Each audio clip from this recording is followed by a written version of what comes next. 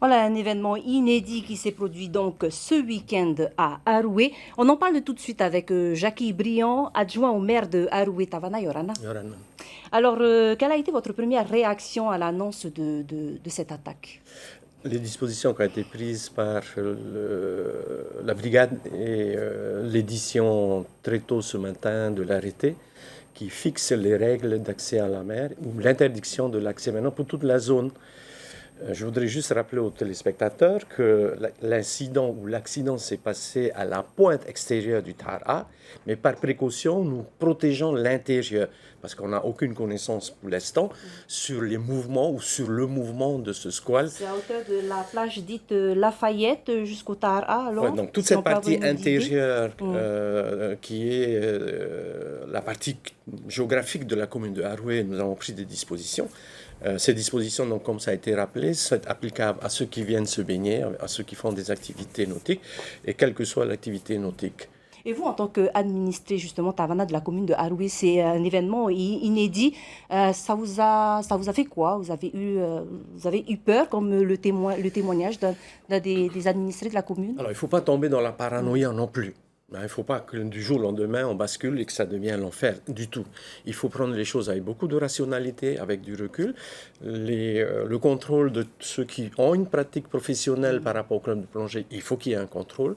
Il faut que l'administration du pays puisse dégager très rapidement une enquête de manière à désigner des spécialistes dans ce domaine pour aller voir.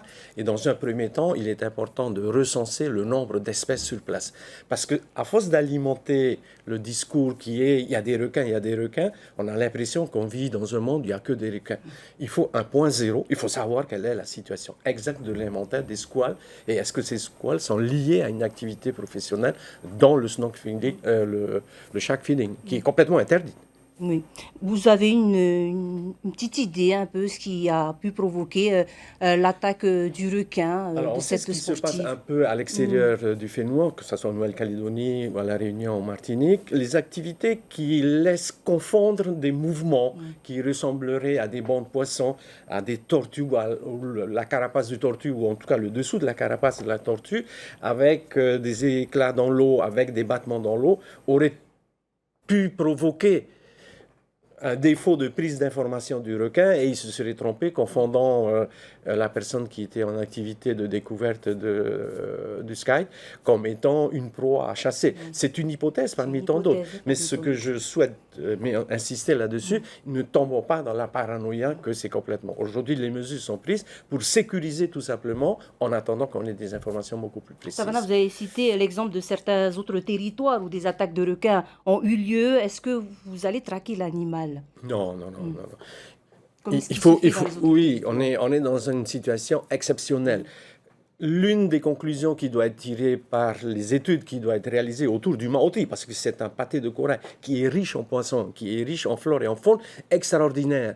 C'est extraordinaire. Il faut qu'il y ait un décompte d'un certain nombre de spécialistes pour identifier combien de requins, quel type de requin, quelle taille de requin. À partir de ce moment-là, on verra quelle est la décision à prendre. Avec le pays, il n'y aura pas que la commune. La commune, c'est simplement d'empêcher.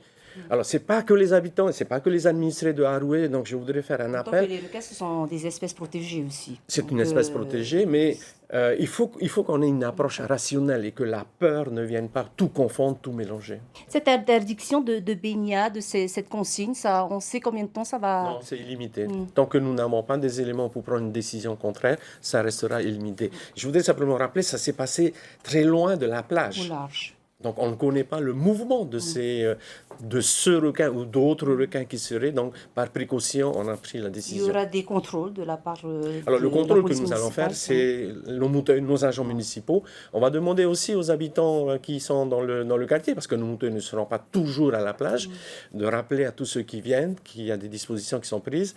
Et dès demain, nous allons accélérer la mise en place des panneaux pour que ces panneaux signalent aux uns et aux autres l'interdiction de se baigner sans date particulière pour une levée éventuelle d'accès à la mer. Tavana, merci beaucoup d'avoir répondu à nos questions de ce soir. Maruru.